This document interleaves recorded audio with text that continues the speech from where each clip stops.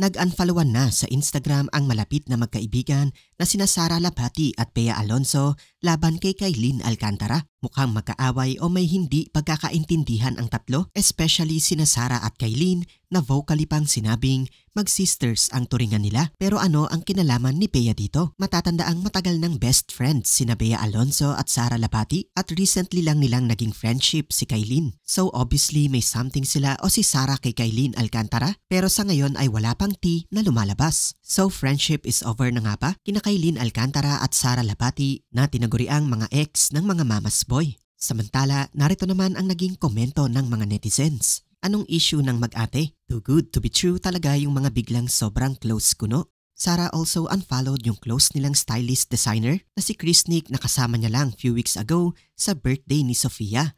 Magkaiba na sila ng doktor kaya nag-unfollowan na. Nagiging magkamukha na daw kasi sila.